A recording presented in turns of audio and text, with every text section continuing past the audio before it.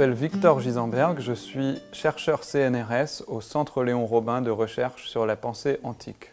J'ai fait des études de lettres classiques et d'assyriologie. Mes recherches portent sur l'histoire de la philosophie et l'histoire des sciences dans l'Antiquité et parfois jusqu'au Moyen-Âge. Je travaille notamment sur des manuscrits qu'on appelle palimpsestes, c'est-à-dire qu'ils ont été recyclés, on a effacé le texte pour réécrire par-dessus.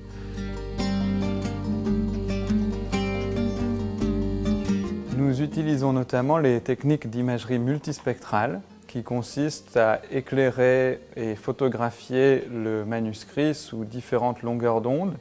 On peut ensuite traiter ces images pour faire ressortir le texte et rendre visibles des passages qui sont absolument invisibles ou indéchiffrables à l'œil nu. Nous nous intéressons à des manuscrits particulièrement endommagés.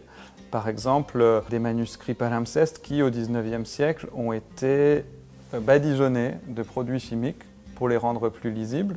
Et je pense que nous sommes parmi les premiers à avoir eu des résultats avec l'imagerie multispectrale sur les manuscrits détériorés par les produits chimiques. Donc c'est vraiment des méthodes de traitement d'images qui sont à la pointe de l'innovation parce que nous faisons face à des défis vraiment nouveaux.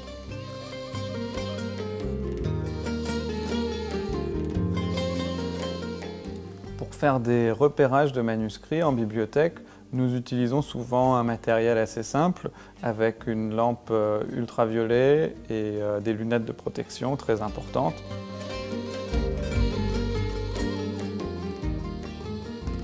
Quand j'étais enfant, j'ai beaucoup apprécié le film Le nom de la rose, qui parle de personnages qui recherchent des manuscrits dans une atmosphère d'énigmes et d'intrigues.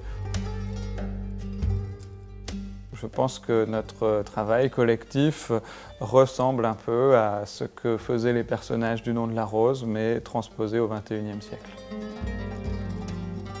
Certains manuscrits sont des véritables stars dans leur discipline, les Bibles les plus anciennes, des textes qui sont absolument perdus, hormis dans un palimpseste. Les bibliothèques recèlent des milliers de manuscrits palimpsestes. Pour l'instant, on a vraiment égratigné la surface. Nous, c'est sûr que nous n'arriverons pas à épuiser toutes les découvertes à faire. Il en restera beaucoup pour les générations suivantes. Voilà. Okay. À bon entendeur.